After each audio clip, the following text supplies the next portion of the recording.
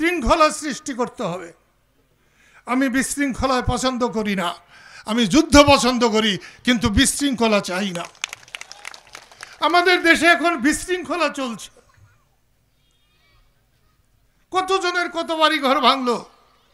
শেষে শুনছি রাষ্ট্রের সরকারের সর্বোচ্চ প্রধান, তার বাড়িতেও নাকি আক্রমণ হয়। যে লোক নিজেকে রক্ষা করতে পারে না, নিজের বাড়ি রক্ষা করতে পারে না, সে 18 কোটি মানুষের কি করে নিরাপত্তা দেবে? শেখ হাসিনাকে মানুষ কম বিরক্ত হয়ে তাকে তাড়ায় নাই। মানুষ একেবারে বিরক্ত হয়ে গিয়েছিল।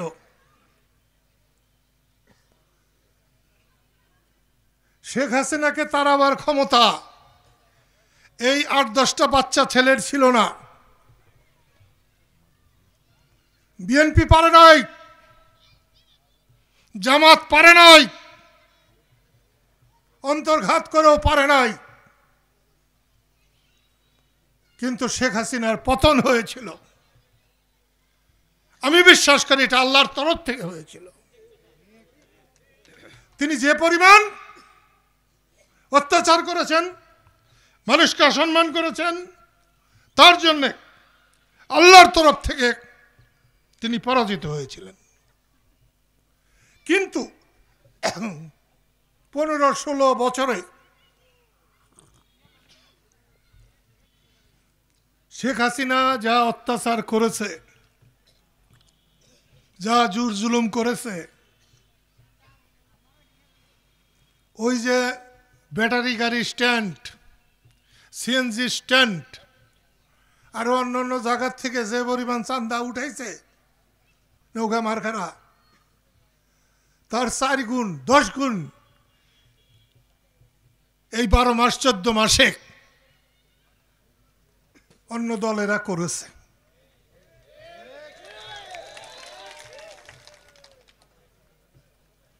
শেখ হাসিনা যখন পতন হয় তখন 1 নম্বর দলে ছিল ধানের শীষ। মানুষের মনে 1 নম্বরে ছিল ধানের শীষ। এখন তারা কিন্তু পেটের বিষ। আমি গত 7ই জানুয়ারি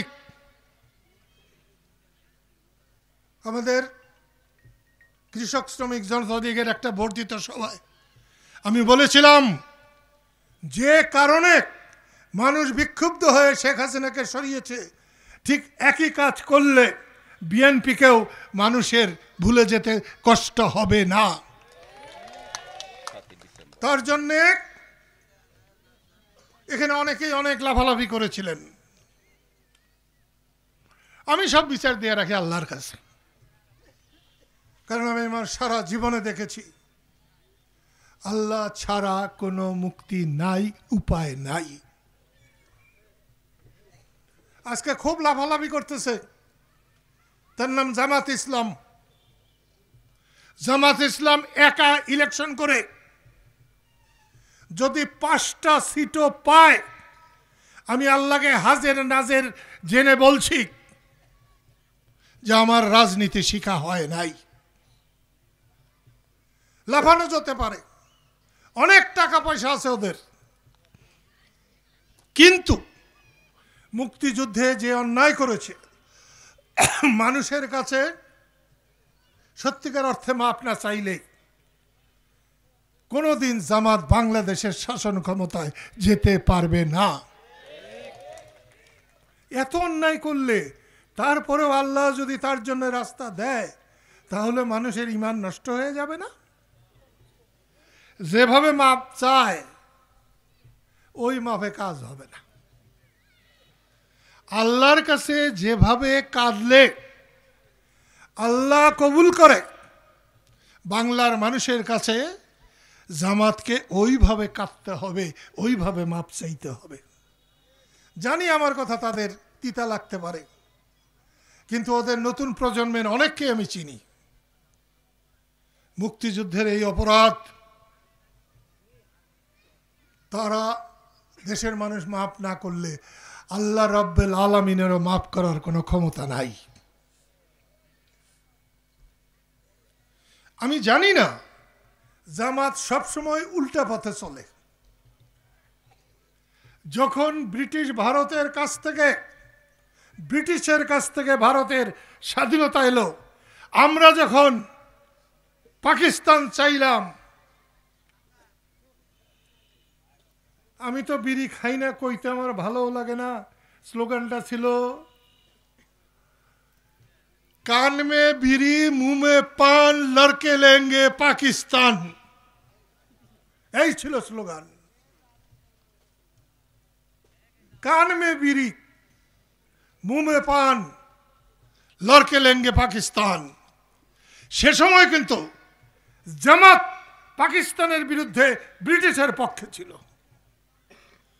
আমরা যখন লাখ লাখ মানুষ জীবন দিলাম, মা বোন তার সম্মান হারালো, ঘর বাড়ি পুড়ল, তখন এই বাংলাদেশের বিরুদ্ধে জামাত ইসলাম দাঁড়াইল। ওরা রাজনীতি করলে আমার কিছু বলার ছিল না, কিন্তু ওরা রাজাকার আলবদর বানিয়ে ওরা পাকিস্তান সেনাবাহিনীকে সাহায্য করলো মা বোনকে অত্যাচার করতে, ঘর দুয়ার পুরাতে। রাজনীতি করলে আমার কিছু বলার ছিল না, কিন্তু মা বোনের সম্মান রক্ষা হতেই হবে, হতেই হবে। হত্যার বিচার হতেই হবে, হতেই হবে। তাই ধোয়া তুলসী পাতার মতো কেউ যদি মনে করেন যে জামাত ইসলাম সরকার হয়ে গেছে, মনে করতে পারেন। বিএনপিরও তো মনে করে তারা সরকার হয়ে গেছে। পাবলিক মনে করে যে তোমরা সরকারে যাওই নাই, তাই তোমরা সরকার, আর সরকার হইলে তো দেশেই থাকা যাবে না। তাই তাদের অবস্থাটা বেশি ভালো না। প্রিয় বন্ধুরা, এই বয়রাতলের সাথে আমার অনেক স্মৃতি। আমি যখন ছোট ছিলাম, বয়রাতল স্থল বলতো তখন, পাঠের এই কাঠ যখন নামাতো এখানে,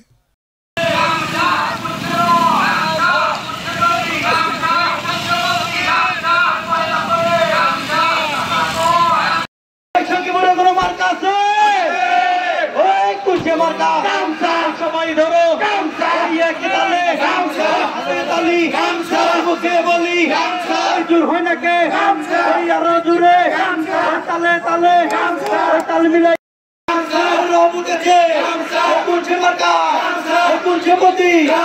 সবাই ধরো তালে জোরে হাতে তালি মুখে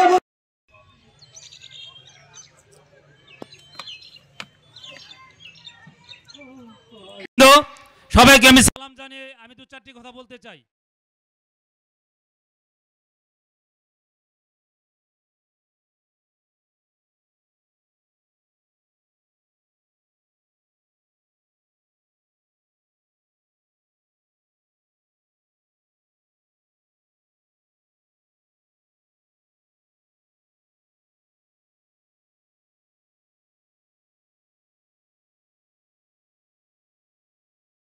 যাকে দেখে তিনি রাজনীতিতে এসেছেন, আমরা যিনাকে বড় দাদা হিসাবে সম্বোধন করে থাকি, সেই বড় দাদা